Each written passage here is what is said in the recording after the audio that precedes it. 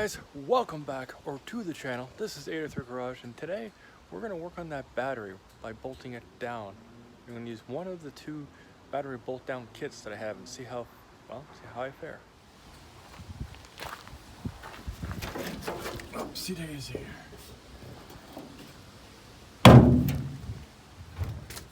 Okay, that's good. All right. So this is our kit that we're going to be using today, and the washers and hardware is right there. That's good. Lost in the leaves because it's getting to be fall around here, and we're going to check all this stuff out. These are just all loose on here, so we can just pop these off, and then we'll find out all this, what area we can bolt to and stuff. Okay. Right now I'm going to loosen the terminals and pull them off the battery, and then I'll be removing the battery from the engine bay so I can get a closer look into where the battery is supposed to be sitting to identify any issues and where I'll be installing the battery clamp itself.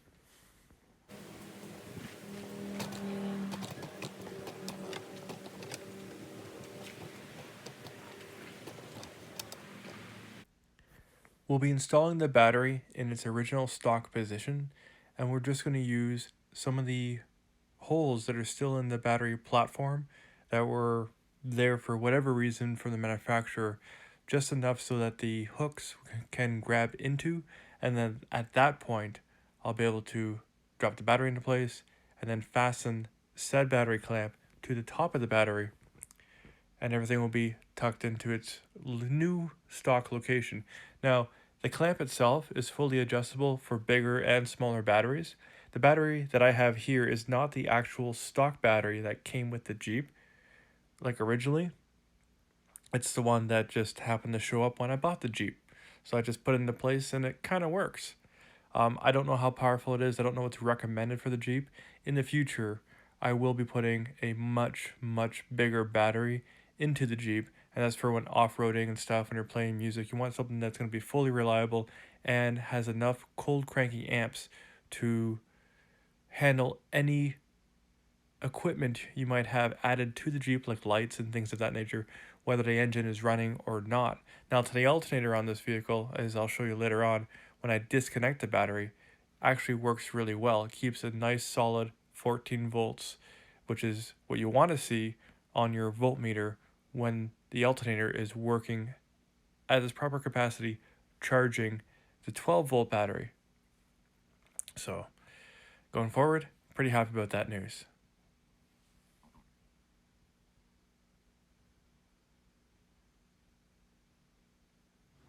And there you go. The battery has a clamp.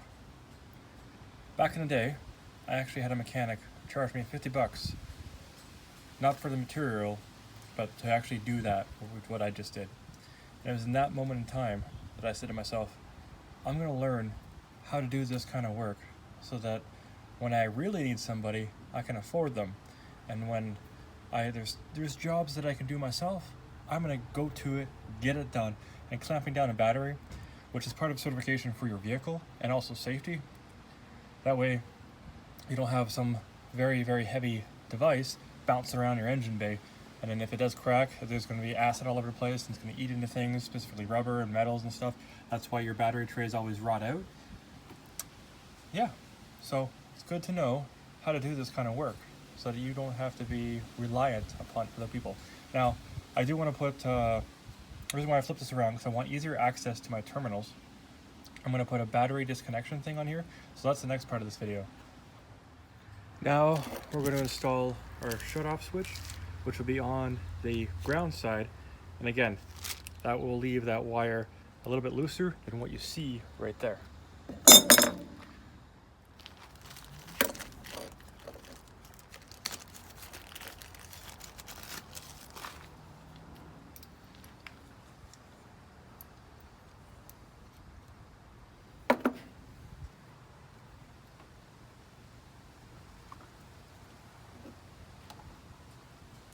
I do have the appropriate battery cleaning terminal, which does the battery terminals themselves and the battery posts, However, I don't know where it is at this moment, so I'm just using what I had readily available.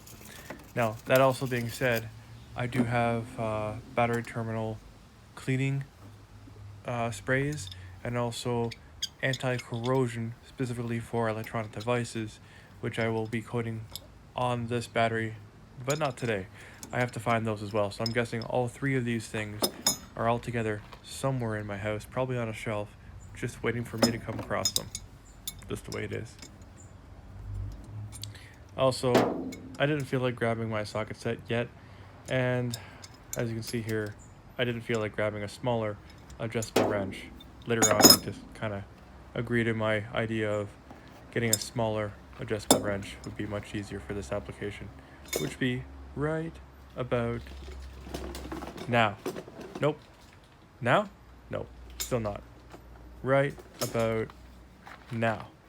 Haha. First try, every time. Anyways, back to the video.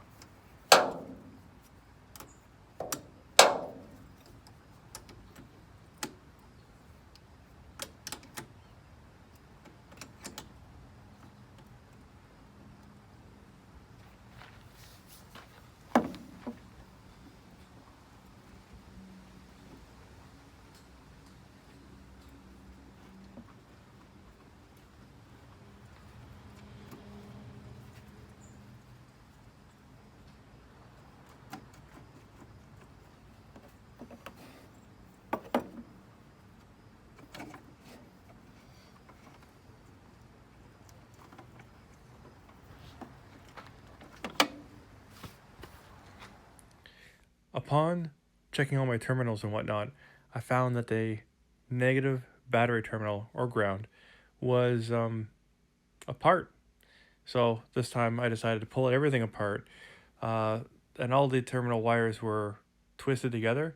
So I pulled them all apart so they're all in the same length, same strands going straight, and then I just compressed them all into the terminal itself and then bolted it down. You can't see it here, but this is exactly what I did. And that's how you install a shutoff valve for your battery. So there, it's open, so the circuit will not flow. I'm going to turn it tight, so now it's closed. And it's kind of the opposite of like a normal water valve. Now the circuit will flow.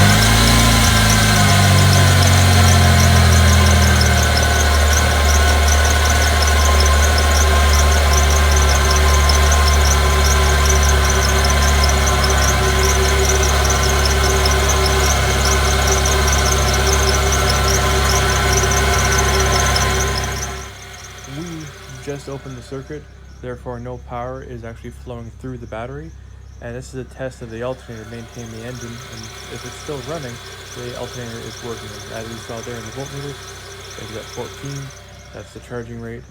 The circuit's now closed, so the energy is now flowing, and you can see that the voltmeter has not changed. So we have a good alternator.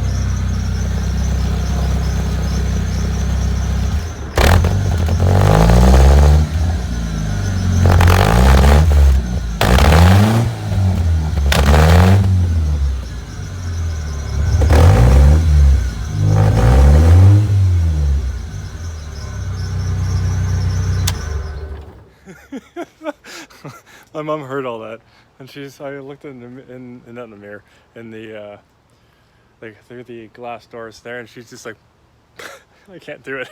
She's like, anyways, if you like what I do here, I'm glad you're here watching the video so far. I'm deliriously happy, just having fun with the old Frankenstein here. So guys, serious note, if you like what I do here, please like, share, and subscribe. I will catch you guys in the next one. If any comments, concerns, questions, leave them down below. I'll get back to you as soon as I can. And as always, take care, be safe, have fun. Peace!